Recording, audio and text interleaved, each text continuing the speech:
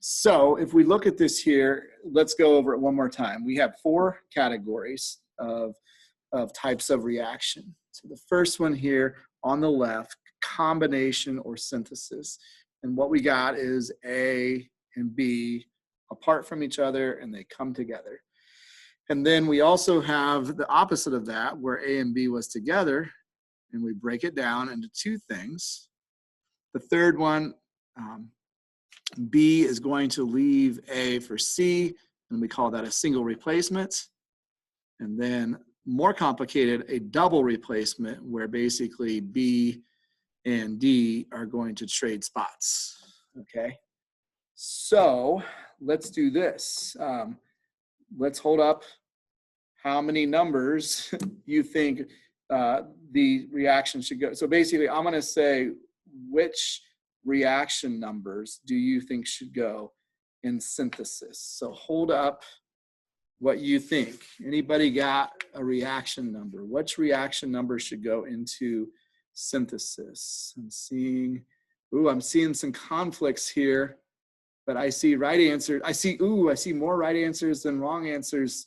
So that's good that you have the popular vote. Number 2 is a synthesis reaction. If you look at the synthesis reaction, we had iron and sulfur, 2 different things.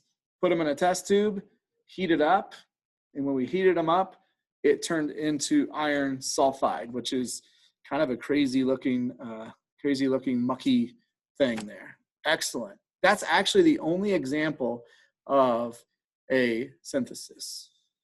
For group number 2, decomposition, we actually have 2 reactions that belong in the decomposition. So what do you think? What do we got here?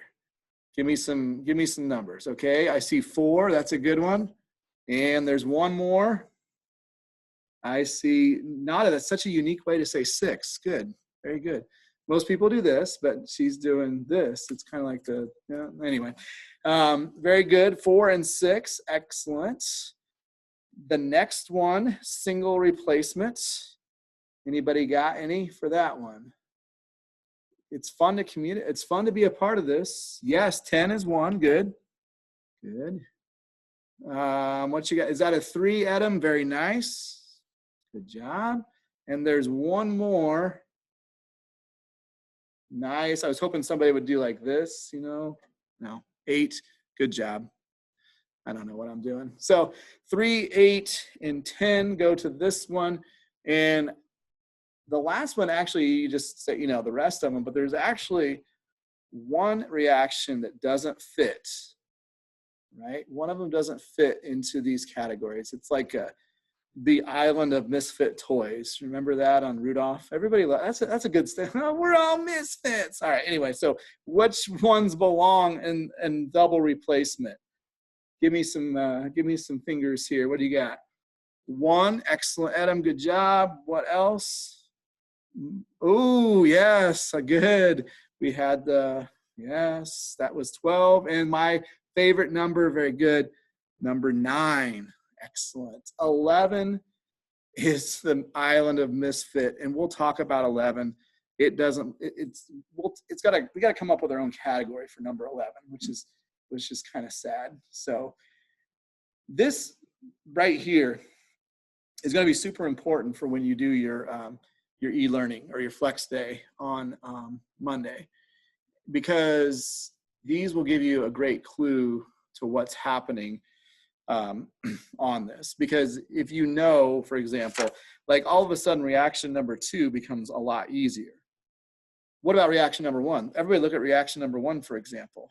Reaction number 1 becomes a lot easier also because, and let me just kind of clear this out here.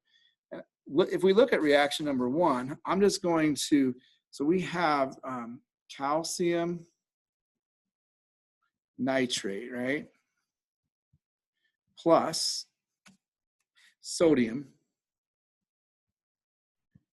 phosphate. That's really hard to read. Sorry about that. But 2 words here, 2 words here. Calcium always becomes a cation of some sort. Nitrate always becomes an anion of some sort. Same thing for sodium, same thing for phosphate. If we know reaction number 1 is a double replacement, all of a sudden predicting reactants becomes so much easier, right? Because the pluses can't go together, right? So calcium and calcium and sodium can't go together. That doesn't even make sense. So part of what you're going to do on your e-learning flex day, I keep saying e-learning, on your flex day is that you're going to have to predict the products. And so all of a sudden this becomes really easy because these are your reactants up here. All we want to do is write calcium all over again. And the only thing that can switch are these things right here. They can actually switch spots. Sodium and calcium can't team up, but they can stay put. And now calcium can team up with phosphate, right? And sodium can team up with nitrate because their charges work. Double replacement. So when you do the assignment, it could, first of all, if we would have done the lab together, I would have been here saying, hey, what's that? What's that powder? I think that's this. And I would have really given you tons and tons of hints. Because you didn't get those hints and because you watch videos, which isn't quite as exciting, then I'm trying to give you hints right now as to what's going on with these reactions. So basically what I'm saying is use those notes that you took and really make sure that you use those to understand what's going on with this here. So let me stop this.